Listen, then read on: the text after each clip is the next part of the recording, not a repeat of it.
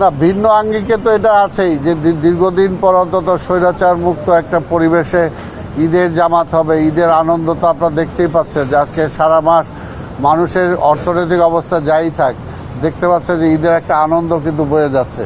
কাজে আমরা তো বিশ্বাস করি যে এবারে ঈদটা ঢাকার নাগরিক জীবনে একটা ভিন্নতর অবস্থা নিয়ে আসবে এবং কোনো অবস্থাতেই যে সমস্ত জিনিসপত্র তার সাথে বহন করা যাবে না, ধারালো বা অবজেকশনমূলক যে সমস্ত কিছু আছে, সমস্ত পার্টিসিপেন্ট যারা আসবেন, নামাজি যারা আসবেন, ওনাদেরকে সদয় অনুরোধ করব ওনারা যাতে এমন কোনো কিছু না আনেন যাতে সিকিউরিটি পয়েন্টে কোনো হ্যাম্পার হয়। আপনারা জানেন যে প্রায় 35,000-এর মতো মানুষ একসাথে নামাজ পড়তে পারবেন।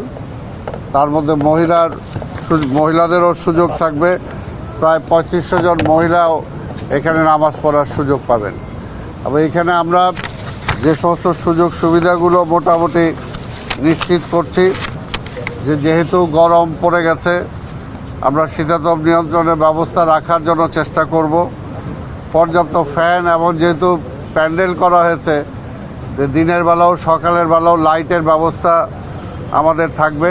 অজুখানার ব্যবস্থা থাকবে, যারা অজু ছুটে যাবে বা অজু করতে চান তাদের জন্য ব্যবস্থা থাকবে।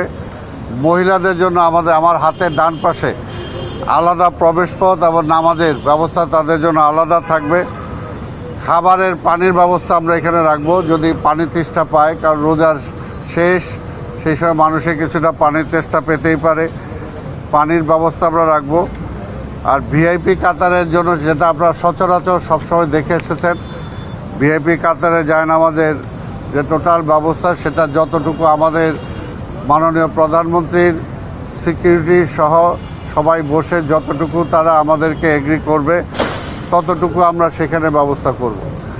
আর নামাজের মধ্যে অনেক বয়স্ক মানুষ আসতে পারে, সেটার জন্য হয়তো ইমার্জেন্সি অনেকের টয়লেটের ব্যবস্থাও যদি প্রয়োজন হয়, আমরা ভ্রাম্যমাণ টয়লেটের ব্যবস্থা এখানে রাখব।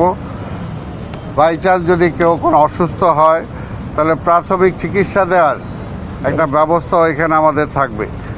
আর যেহেতু বাংলাদেশ বৃষ্টির সম্ভাবনা থাকেই, বৃষ্টিটা মাথায় রেখে যদি বৃষ্টি হয়, পানিটা দ্রুত নিষ্কাশনের ব্যবস্থা আমরা করেছি যাতে পানিটা দ্রুত চলে যায়, এবং বৃষ্টির পানি নিরোধক শামিয়ানার ব্যবস্থাও আমরা করেছি। নামাজের জন্য যাতে সবাই একটু শান্তিপূর্ণভাবে নামাজ পড়তে পারে, সুন্দরভাবে পড়তে পারে, সেটার জন্য টোটালটাকে আমরা কার্পেটের ব্যবস্থা করব। এবং সর্বোপরি একটা নিরবিচ্ছিন্ন নিরাপত্তার ব্যবস্থা এখানে থাকবে, নিরাপত্তার ব্যবস্থা থাকবে। এবং আমরাও আশা করব যে সমস্ত জনগণ যারা এখানে নামাজ পড়তে আসবেন, তারা আমাদের ট্রাফিক যে সিগন্যাল যেটা দেওয়া হবে, কোন দিক দিয়ে তারা আসবেন, কোন পর্যন্ত গাড়িগুলো থাকবে, সেগুলো আগের দিন ট্রাফিক থেকে জানিয়ে দেওয়া হবে।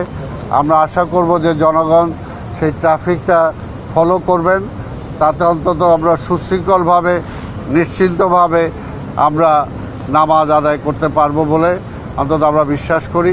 এবং স্বাভাবিকভাবে সব কিছুর বিনিময়ে লাস্টে আমাদের ফায়ার সার্ভিসের ব্যবস্থাও থাকবে। আল্লাহ না করুক যাতে কোনো কিছু না হয়, তারপরও সেই ব্যবস্থাটা রাখ।